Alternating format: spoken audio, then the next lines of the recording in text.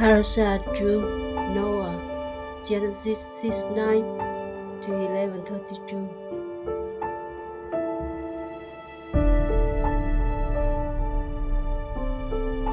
Here is the history of Noach. In his generation, Noach was a man righteous and wholehearted. Noach walked with God. Noach fathered 3 sons, Shem, Ham, and Japheth. The earth was corrupt before God. The earth was filled with violence. God saw the earth, and yes, it was corrupt, for all living beings had corrupted their ways on the earth. God said to Noach, "The end of all living things has come before me, for because of them the earth is filled with violence. I will destroy them along with the earth. Make yourself an ark of gopher wood. You are to make the ark with rooms and cover it with pitch, both outside and inside. Here is how you are to build it. The length of the ark is to be 450 feet, its width 75 feet, and its height 45 feet. You are to make an opening for daylight in the ark 18 inches below its roof. Put a door in its side, and build it with lower, second, and third decks. Then I myself will bring the flood of water over the earth to destroy from under heaven every living thing that breathes. Everything on earth will be destroyed. But I will establish my covenant with you. You will come into the ark, you, your sons, your wife, and your sons' wives with you. From everything living, from each kind of living being, you are to bring 2 into the ark, to bring them alive with you. They are to be male and female, of each kind of bird, each kind of livestock, and each kind of animal creeping on the ground. 2 are to come to you, so that they can be kept alive.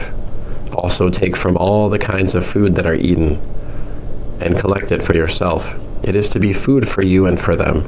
This is what Noach did. He did all that God had ordered him to do. All that God ordered him to do. End of Genesis chapter 6. Genesis. Bereshit chapter 7. Adonai said to Noach, "Come into the ark, you and all your household, for I have seen that you alone in this generation are righteous before me. Of every clean animal you are to take 7 couples, and of the animals that are not clean, 1 couple. Also of the birds in the air take 7 couples, in order to preserve their species throughout the earth. For in 7 more days I will cause it to rain on the earth 40 days and 40 nights. I will wipe out every living thing that I have made from the face of the earth." Noach did all that Adonai ordered him to do. Noach was 600 years old when the water flooded the earth. Noach went into the ark with his sons, his wife, and his sons' wives, because of the flood waters. Of clean animals, of animals that are not clean, of birds, and of everything that creeps on the ground, couples, males and female, went into Noach in the ark, as God had ordered Noach. After 7 days the water flooded the earth. On the 17th day of the 2nd month of the 600th year of Noach's life, all the fountains of the great deep were broken up, and the windows of the sky were opened. It rained on the earth 40 days and 40 nights. On that same day Noach entered the ark with Shem, Ham, and Japheth, the sons of Noach, Noach's wife, and the 3 wives of his sons accompanying them. They and every animal of every species, all the livestock of every species, every animal that creeps on the ground of every species, and every bird of every species, all sorts of winged creatures. They went into Noach in the ark, couples from every kind of living thing that breathes. Those entered in, male and female, from every kind of living being as God had ordered him, and Adonai shut him inside. The flood was 40 days on the earth. The water grew higher and floated the ark, so that it was lifted up off the earth.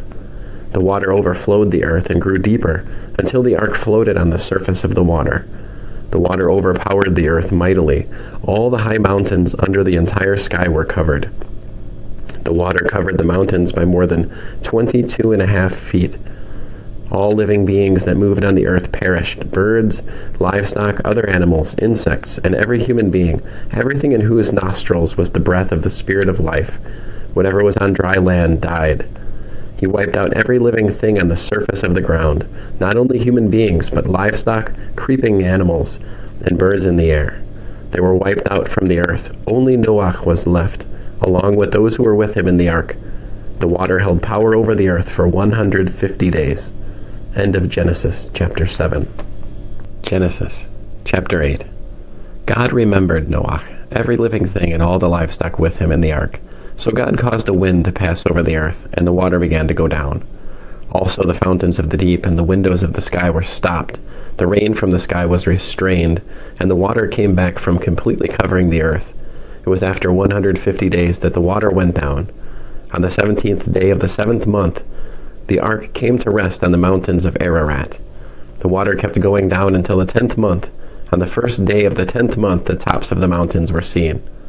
After 40 days, Noach opened the window of the ark which he had built, and he sent out a raven, which flew back and forth until the water had dried up from the earth.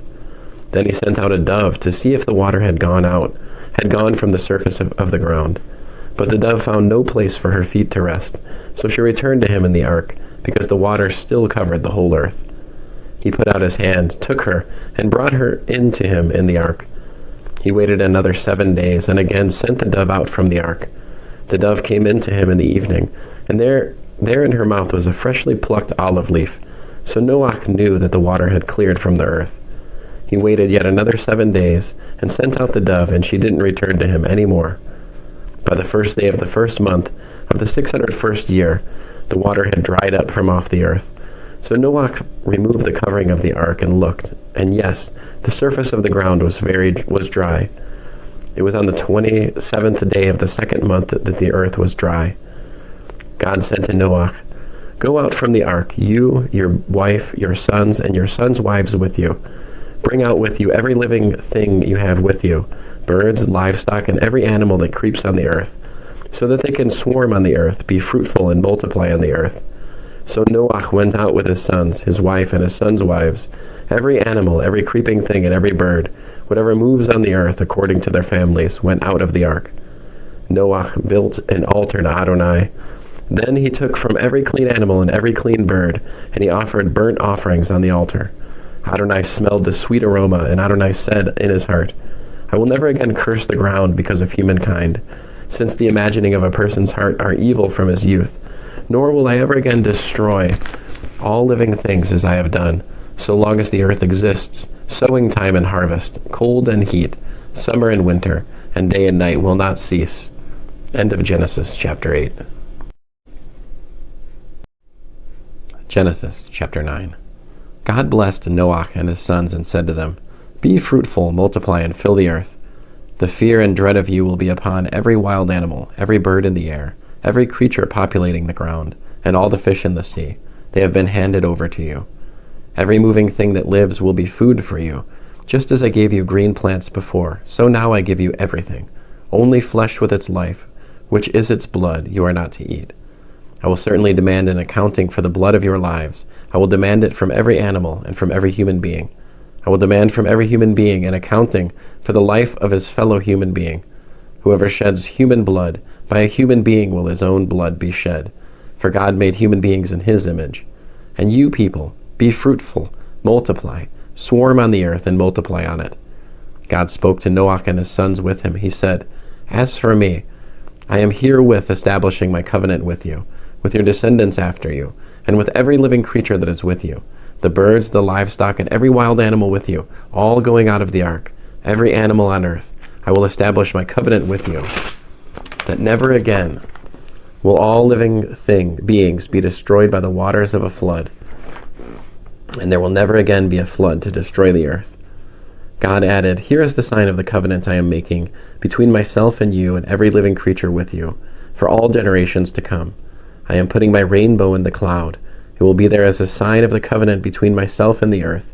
Whenever I bring clouds over the earth, and the rainbow is seen in the cloud, I will remember my covenant which is between myself and you and every living creature of any kind, and the water will never again become a flood to destroy all living beings. The rainbow will be in the cloud, so that when I look at it, I will remember the everlasting covenant between God and every living creature of any kind on the earth." God said to Noach, "This is the sign of the covenant which I have established between myself and every living creature on the earth." The sons of Noach who went out from the ark were Shem, Ham, and Japhet. Ham is the father of Canaan. These three were the sons of Noach, and the whole earth was populated by them. Noach, a farmer, was the first to plant a vineyard. He drank so much of the wine that he got drunk and lay uncovered in his tent. Ham, the father of Canaan, saw his father Shem shamefully exposed, went out and told his two brothers. Shem and Japheth took a cloak, put it over both of their shoulders, and walking backward went in and covered their naked father. Their faces were turned away so that they did not see their father lying there shamefully exposed. When Noach awoke from his wine, he knew what his youngest son had done to him. He said, "Cursed be Canaan. He will be a servant of servants to his brothers." Then he said, "Blessed be Adonai, the God of Shem. Canaan will be their servant. May God enlarge Japheth. He will live in the tents of Shem, but Canaan will be their servant." After the flood, Noach lived 350 years. In all, Noach lived 950 years. Then he died. End of Genesis. Bereshit, chapter 9. Genesis, chapter 10. Here is the genealogy of the sons of Noach: Shem, Ham, and Japheth. Sons were born to them after the flood. The sons of Japheth were Gomer, Magog, Madai, Yavan, Tuval, Meshech, and Tiras. The sons of Gomer were Ashkenaz, Riphat, Togarmah. The sons of Yavan were Elisha, Tarshish, Kittim, and Dodanim. From these the islands of the nations were divided into their lands, each according to its language, according to their families and their nations. The sons of Ham were Cush, Mitzrayim, Put, and Canaan. The sons of Cush were Savah, Havilah, Savta, Ramah, and Savtkah. The sons of Ramah were Shiva and Dedan. Cush fathered Nimrod, who was the first powerful ruler on the earth. He was a mighty hunter before Adonai. This is why people say, like Nimrod, a mighty hunter before Adonai. His kingdom began with Bavel, Erech, Akkad, and Calneh in the land of Shinar. Asher went out from that land and built Nineveh, the city of Rehovot, Calach, and Resen, between Nineveh and Calach. That one is the great city. Mitzrayim fathered the Ludim, the Anamim, the Lavim, and the Naphtuchim, the Patrusim, the Kasluchim, from whom the Pelishtim and the Kaphtorim, from whom came the Pelishtim and the Kaphtorim. Canaan fathered Sidon, his firstborn, Het, the Yuvusai, the Emorai, and the Girgashi, the Hivai, and the Archai, and the Sinai, and the Arvadai, and the Samarai, and the Hamadi. Afterwards the family of the Canaani were dispersed. The border of the Canaani was from Sidon, as you go towards Gerar, to Azah, as you go towards Sodom, Gomorrah, Admah, and Savoyim, to Lasha. These were the descendants of Ham, according to their families and languages, in their lands and in their nations. Children were also born to Shem, ancestor of all the descendants of Ever, an older brother of Japheth. The sons of Shem were Elam, Asher, Arpachshad, Lud, and Aram.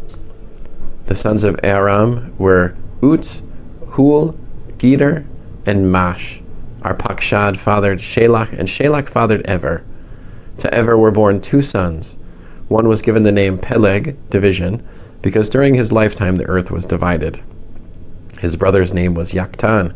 Yaktan fathered Almodad, Shelef, Hatzar Mavet, Yerach, Hadoram, Uzal, Dikla, Oval, Avimael, Sheva, Ophir, Havilah, and Yovav. All these were the sons of Yaktan. Their territory stretched from Mesha, as you go towards Safar, to the mountain in the east. These were the descendants of Shem, according to their families and languages, in their lands and in their nations. These were the families of the sons of Noach, according to their generations, in their nations. From these, the nations of the earth were divided up after the flood. End of Genesis chapter 10. Genesis chapter 11. The whole earth used the same language, the same words. It came about that as they traveled from the east, they found a plain in the land of Shinar and lived there. They said to one another, "Come, let's make bricks and bake them in the fire." So they had bricks for building stone, and clay for mortar. Then they said, "Come, let's build ourselves a city with a tower that has its top reaching up into heaven, so that we can make a name for ourselves and not be scattered all over the earth." Adonai came down to see the city and the tower the people were building.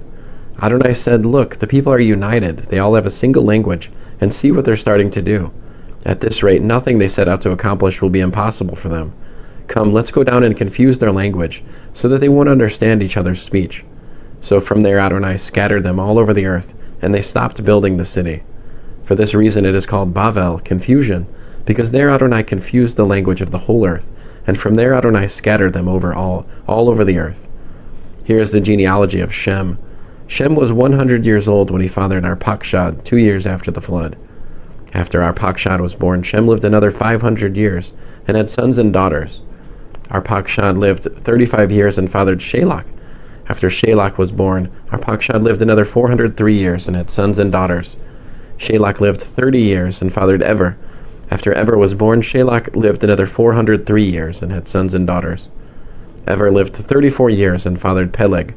After Peleg was born, Ever lived another 430 years and had sons and daughters. Peleg lived 30 years and fathered Reu. After Reu was born, Peleg lived another 209 years and had sons and daughters. Reu lived 32 years and fathered Serug. After Serug was born, Reu lived another 207 years and had sons and daughters. Serug lived 30 years and fathered Nahor. After Nahor was born, Serug lived another 200 years and had sons and daughters. Nahor lived 29 years and fathered Terach. After Terach was born, Nahor lived another 119 years and had sons and daughters. Terach lived 70 years and fathered Avram, Nahor, and Haran. Here is the genealogy of Terach. Terach fathered Avram, Nahor, and Haran fathered Lot. Haran died before his father Terach in the land where he was born, in Ur of the Kasdim. Then Avram and Nahor took wives for themselves. The name of Avram's wife was Sarai, and the name of Nahor's wife was Milcah, the daughter of Haran. He was the father of Milcah and of Yiscah. Sarai was barren, she had no child. Terach took his son Avram, his son Haran's son Lot, and Sarai his daughter-in-law, his son Avram's wife, and they left Ur of the Kasdim to go to the land of Canaan. But when they came to Haran, they stayed there. Terach lived 205 years, and he died in Haran. End of Genesis, chapter 11.